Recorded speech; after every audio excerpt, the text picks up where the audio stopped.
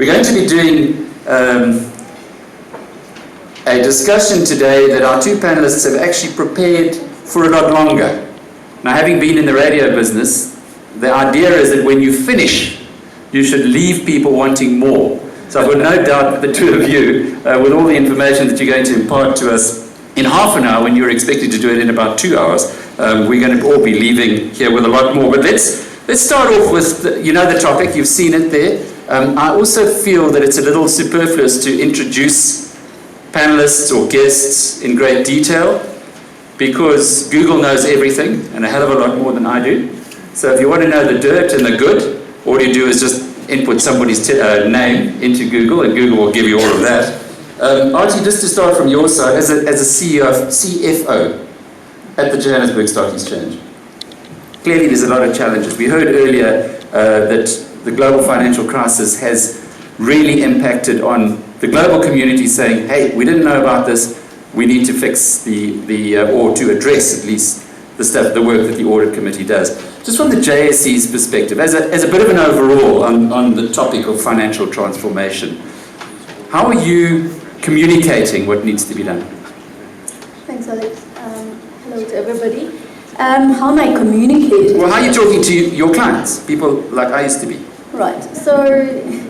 So of course it starts with a stakeholder kind of analysis. The one common thread in all my experience transforming finance functions is that the commonality is that one must build a finance division and a finance function that is fit for purpose. Fit for purpose is defined by your stakeholders, as you quite rightly point out, and one obviously needs to communicate with them, but it's driven by relevance, and relevance is determined by your customers ultimately. And obviously your finance function's primary customer is the business first and foremost, and then obviously the rest of the stakeholders. And obviously what I found at least is that relevance has changed so drastically in the last 5 years. We used to talk decades in the past, but with increased globalization and technology in that, we obviously have business turnover or change over shorter periods of time. And so that is one of the drivers of that communication, is establishing exactly what is it that means or defines value in the eyes of our customer as a finance function.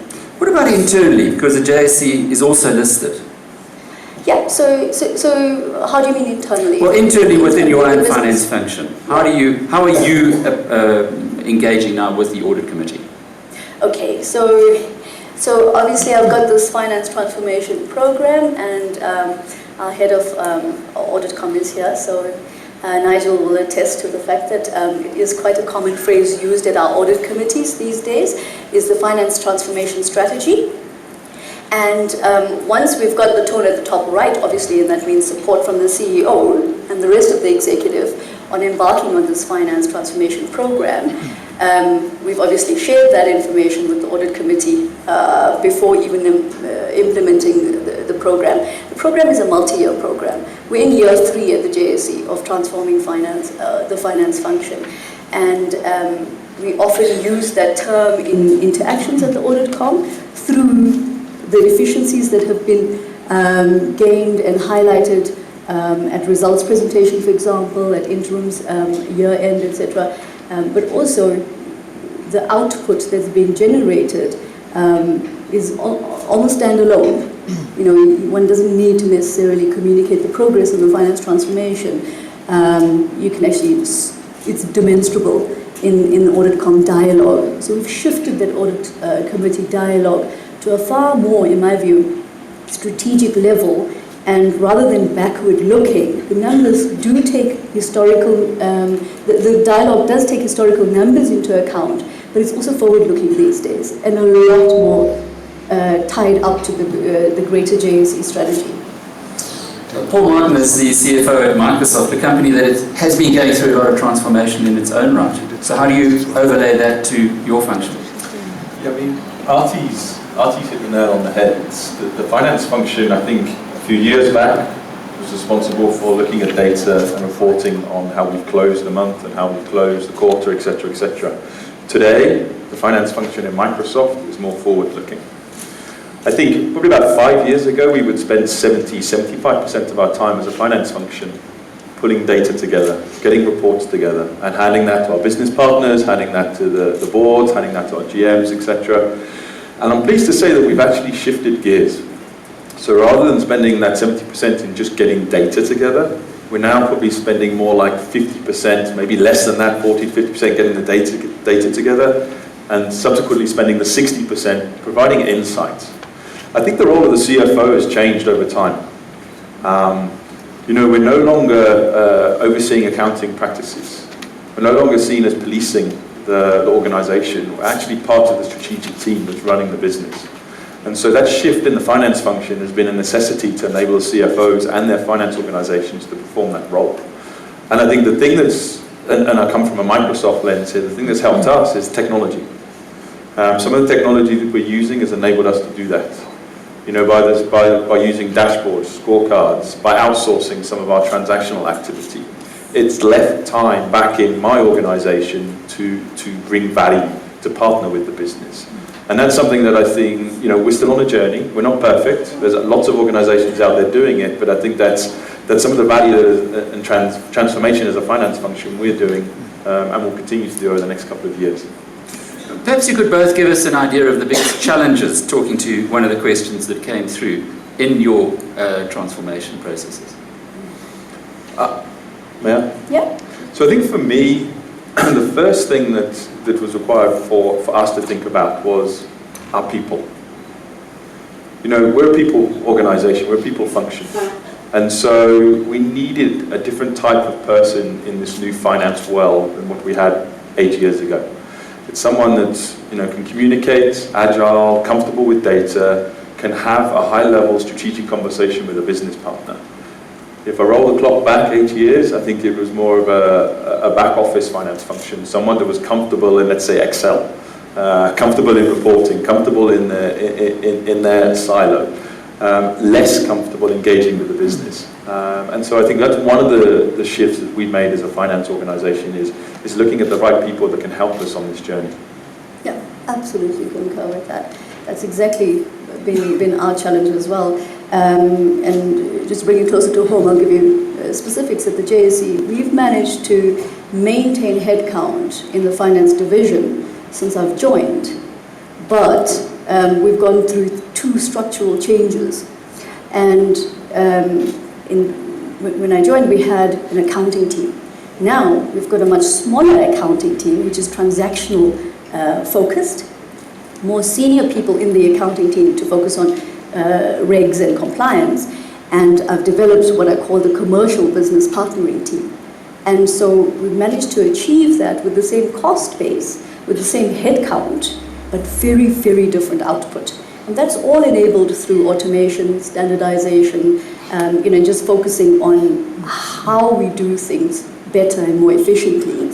But then again, the post-finance transformation skill set that is required is very, very different from the pre-finance transformation skill set. And so, as uncomfortable as it is, a CFO must be open to changing that DNA of the person, even if it, of the skill complement, even if it means churning some of that DNA. And as uncomfortable as that sounds, but trust me, it's more uncomfortable if you have the wrong incumbent in for the incumbent, for the business, and for yourself, where the business is looking for very, very different strategic business partnering. Can you be just a little specific about the technology that you are able to use to make this transformation? Yeah, so, think of Microsoft, global corporation. 8 years ago, we had many silo tools. Each country, each subsidiary would be using its own independent tools. What we've been able to do is to consolidate those. So we've saved money from running these silo applications. We now have one version of the truth, global taxonomies, and technologies enabled us to do that.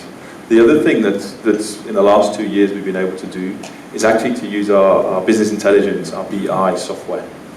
So, I'm sure we've all sat in meetings where there's a finance presentation going on or we're presenting ourselves, and it can be, let's say, dry. It could be a dry presentation. Now what we're doing is our presentations are agile. Using our Power BI technology, we can actually click through in PowerPoint into the Excel data to answer the questions live, instead of having to come back to the person that's asking the question, in the next meeting. So it's giving us that agility to go do that. And I think the other thing that my team are really benefiting from is the community. So being able to ask questions to finance professionals outside of South Africa, within South Africa itself, and using that community technology to go do that. I had a situation 2 weeks ago where someone in my team had a challenge in front of them, and we didn't know how to address it. It was the first time as a team we had this challenge. So what we did is we used our technology. We posted this think of Facebook for Enterprise. We pasted it on there, and we had colleagues coming in, and we had the same situation. This is how you resolve it. And so it's enabled us to be more nimble and productive as a team. Yeah, if I could just comment on that. Technology in the last couple of years, it provided us with one ERP solution, for example. Okay, but today that has even evolved as well, because with mobility solutions, self-help solutions, cloud technology, you can actually create the same level of insights in a fragmented environment as well. So one doesn't have to necessarily go to one version of the truth. We already have the available technology, and we're quite spoiled for choice. But obviously it's not 100% the same as one version of the truth. Do you guys use Slack? Okay. Does finance... not quite there yet.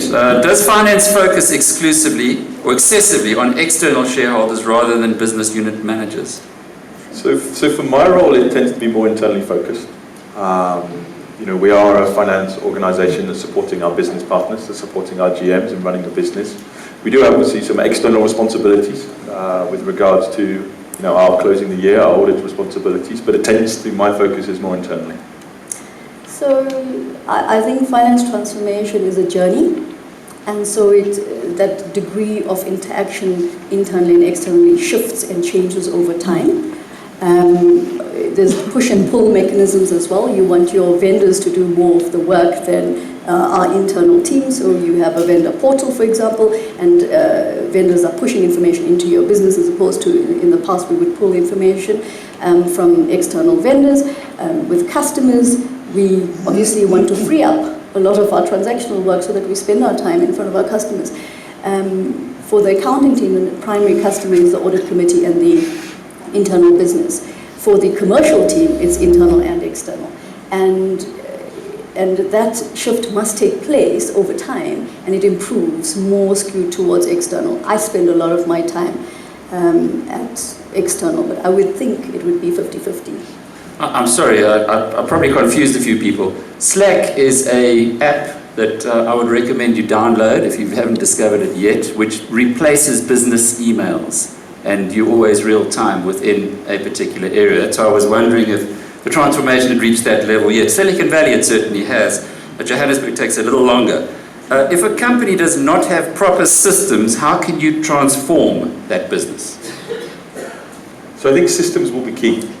I mean, if we don't have the systems available, it's going to be very difficult to transform as a finance organisation and as a team and as a function within that business.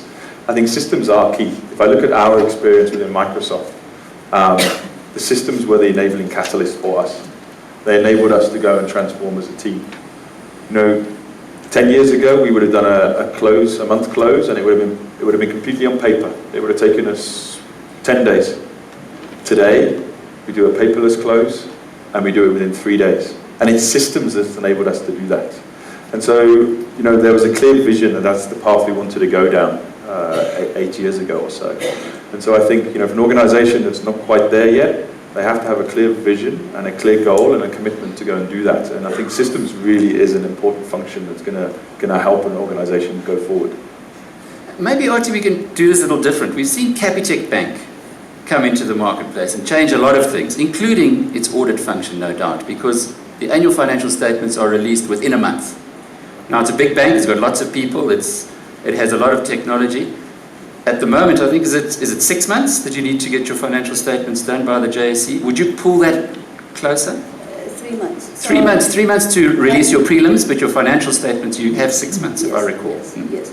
we're doing it at the JSE, and we feel we're almost obliged to be a trendsetter in that regard. If you'll notice, we're pulling forward the year-end reporting by 2 weeks at a time. I'm not sure, I don't recall exactly what the close number of days were when I joined, but it was lengthy. Now we're closing the month and the year-end within 3 days as well. And I think that is world-class benchmarking. And at the end of the day, it takes a mindset shift. One needs to know that this historical backward-looking reporting is stale by the time it's published to a certain degree, and in terms of growth and running the business. So get that out the way as quickly as possible.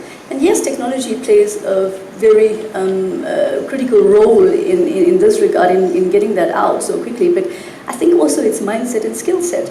Because in companies that that I've been exposed to, where there were not great systems. Now, I'm not sure about that systems question and how extreme it is, but Excel typically, is the glue that sticks the company together anyway, and it's quite a powerful glue as well. So, I think the focus needs to shift towards agility and forward-looking, and get that transactional, historical looking out the way very, very quickly. And there's lots of things to do that. But can you, and I know it's perhaps a little unfair, but can you provide leadership at the JSE as an investor to wait 6 months for the financial statements in this day and age with the technology you've just been describing does seem a little long?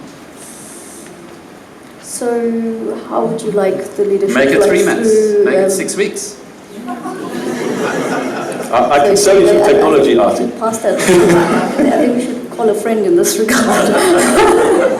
So I don't think that would be a very popular move, but I think what's more important is to demonstrate that it has been done, and that's why finance transformation is something I'm very passionate about, and we've been trying to push that agenda across multiple environments in South Africa, because we've just got to move on.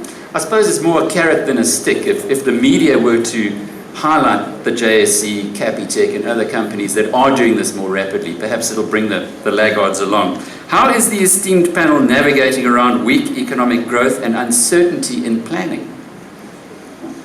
Yeah, I think that's top of mind for any CFO right now. What's the economy doing? Where's it going? What's the future look like? For us, if I think about me and my organization and the role, it's really trying to predict the future. If anyone has a glass ball out there that has the answer, please let me know. But we're trying to scenario plan. We're looking at various ways where the future may go and where the economy may go, and how as an organization we can mitigate against that. And it's important. When we look at how the economy is in South Africa right now, we look at the rand, we look at what else is going on globally as well, it impacts us. And so us as a finance function need to be playing a pivotal role in thinking about the future, thinking about the strategic direction of the company, and trying to make the right decisions in partnership with our GMs and our VPs to make sure that we make the right and best decisions based on the information we have available. And again, I'm going to come back to technology. Technology is enabling us to do that. Think of how much data is out there. Think of the big data phenomenon that's going on right now. And so, what data do you use? What information do you use to bring that insight to the table? And I think it's being able to use the technology that we're using right now to actually give that forward projection, and then look at what options we can make as a leadership team on mitigating against some of those factors that we think are going to affect our business going forward. Maybe throw the next one at you, Aatri. How does finance provide value to internal managers? Yeah, so enablement is a huge concept. So business should not be ticking the box coming through finance. Business needs to arrive at decisions through involving and collaborating with the finance team, and that's why I'm saying in particular the commercial function. So business requires and should require finance to influence strategic decision making, okay, and not say no, all the time. And the shift needs to take place on both counterparts. Okay, finance needs to be an enabler. This is how I'm going to help you build your business, and saying no is not necessarily a solution for business, and that just drives them away. Okay, and on the business side, they need to collaborate and involve finance or sophisticated commercial skills in their decision making, because that just adds to their skill set in a particular decision, for example, or process.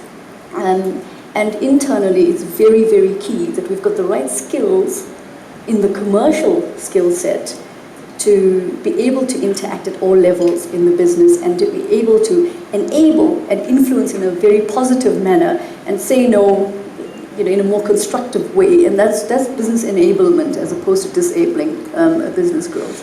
But what about education? Warren Buffett says you shouldn't be in business if you don't understand the language of business, and the language of business is accounting. Fundamental. What about education from your perspective? Do you spend a lot of time on that?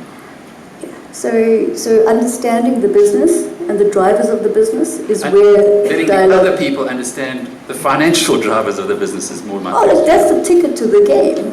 That is the ticket to the game. If your business counterparts don't understand their numbers, then you have bigger problems than just in the finance division. You've got growth problems, you've got strategy problems. And I measure the success of my finance team through the depth of knowledge and insight that the business has in the numbers. And so for me, that's fundamental, absolutely fundamental, that the business must understand their numbers. And sometimes it's a push, you've got to really be in their faces and make sure that you dedicate that 1 hour, whatever it is, monthly, putting up the management accounts and discussing that. And if I just think about how our management accounts have evolved, there's quite a bit of non-financial content in there, as it should be. It's not an income statement and balance sheet and cash flow statement. It's not at all, in fact. We just kind of look at P&L, but we look at drivers and economic climate. So it's an absolutely critical part of success. But in a skills-short country, Paul, like we have in South Africa, isn't that kind of a big... We talk about education amongst our children being a challenge, but in the workplace... Yeah, I think it's something we're all consciously aware of, and it's about taking the time to educate the people. It's about bringing in the talent that we see there in the market and bring them into our organisations and work with the talent. It's all about building talent. Like I said earlier, it's the finance roles 8 years ago or 10 years ago, whatever time frame you put on it, it's totally different to today. So as an individual, if you have some of those skills coming into the organisation, we will take time to learn, grow, and develop with you the skills that you need to build on to be that CFO of the future. Who needs to be an educator, who needs to be an enabler, and some of the other good things we've been hearing about. And there is a question here. It says, how does one get senior management to buy into this changing role of the CFO? So I think from my experience, it's taking time to sit with them. We talked about culture change and people change. The business needs to change as well. They need to be open to finance coming and sitting at the table with them. And I think it's about the finance function proving its value. If we don't show up as a finance team that's providing value to our business teams, they're not going to be reciprocal to us coming into the meetings and spending time with them. Aatri also touched on, we can't be the instant person that says no to requests coming into us. If there's an investment asked, we can't just say no straight away. We've got to take the time to understand it, to think about the bigger picture. And I think that's really where the CFO role sits. And to actually show that as a commitment from the CFO as well. We're not just there to protect the P&L or the balance sheet, wherever it may be. We're actually there as a strategic thinker with the business to do that, but also help the business go forward. So proving our value as a finance function, I think, will allow the business to open their arms more to us as a finance function that's going to be a strategic thinker with them, as opposed to a blocker for them in the future. Aatri, this question for you. To what extent is finance the sponsor of the financial risk management on behalf of the executive committee? I think we're quite mature on risk at the JSE, and the opportunities are not, there's no gaps necessarily. Okay, so opportunities to improve there's always opportunities to improve, but they're not significant. We definitely are sponsors of risk management. However, the way we view it as a collective executive is everything is everybody's responsibility. We don't sit at the table as portfolio managers of our portfolio. We sit at the table as mini CEOs of a business. So I think to a very large extent, finance sponsors and looks after risk from an operational perspective. we have organization designs that look after the day-to-day operations, but when it comes to regulatory, risk management in the technical term and the governance term, it's very much a joint effort. Paul, this is obviously for you. If the CFO does not have good IT skills, how can they transform their units? I suppose after going to a Microsoft course first. I have to admit, I'm not a techie guy. I'm probably one of the least techie guys in our organisation, so I rely heavily on others. There's a lot of technology out there that I have to be embraced, and I have to go and embrace, and so I take the time to do it myself. I think it's important for us to realise the value of the technology that's there, and I rely on others to help me and to make me realise what the value of the technology that we have available for us. It's so powerful. I think when you have people show you and demonstrate some of that technology to you, I've seen, my eyes have done it, your eyes just open up. And you think about, how can I use that? How can I improve myself as a person from a productivity point of view? And look at ourselves. I think there's more mobile devices on the planet than people today. So technology is everywhere. And so we've got to embrace it as individuals at home and also within our workplace. Do you want to pick up on the last question, Aatri? Is consideration given to risk-adjusted performance monitoring? Why do I get all the risk ones? I get all the cool questions. I didn't understand it, so I thought you would. Sorry, can you just repeat that? Because you just stopped me at risk again. I was like, I need the cool IT questions. Okay, how about the last one? And I'm just really lucky dipping here. How does the panel feel about the current CG regime of comply and explain, and whether it will comply or else the regime can work in South Africa? I think compliance is another ticket to the game. And you've got to sort out your compliance. It gives us credibility on the global platform. It gives us credibility as a business in the local platform. It just gives us credibility in our industry. So compliance is a non-negotiable for me, really. And that's probably a key ingredient for any CFO, And the last one, your views on the use of management consultants, both of you? How expensive? They're expensive. I think there's a place and time for them. I have a very kind of global mindset. Whenever I embark on a project, I want to know what the people over the fence are doing or up north are doing. And so benchmarking is very, very important for me. And that's where I use, maybe not management consultants, but consultant time on, tell me what the world is doing, what is best practice out there, because that is what I'm doing right now. I always say to my team, we're not here to drink the coffee, we're here to be the best finance function in the world. It's as simple as that. And so sometimes we do make use of consultants, but you're quite right, they are expensive. Who sets the budget? Budgets are so yesterday. Nigel? They are. By the time they're signed off, all the drivers are irrelevant, it's an irrelevant concept. I'm really, Nigel, pushing for perhaps looking at rolling forecasts, 18-month rolling forecasts, and you're done. You rather agree strategic metrics with your board, like ROE and EBIT growth and impact targets and that, as opposed to preparing a budget, and it takes away from value-add activities. So that's my view right now, because we're in the throes of budget.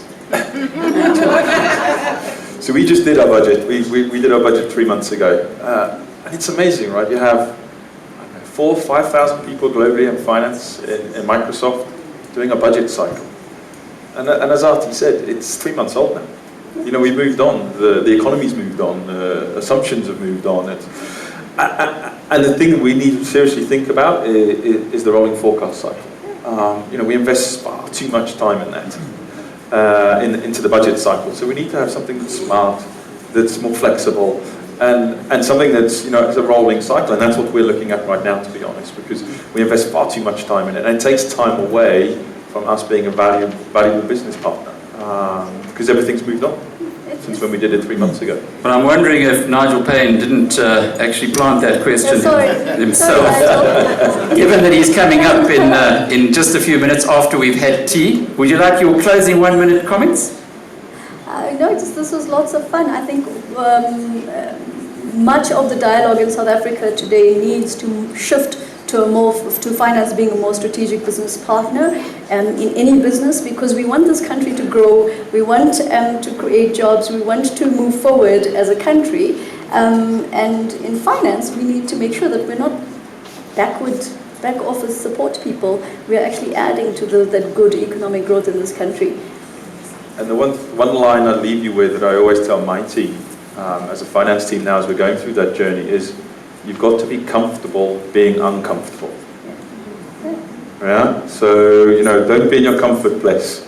Go push yourselves, go challenge yourselves. And I say it again, I've got to think when I say it because I can get it the other way around. Be comfortable being uncomfortable. Let's thank them. Thank you.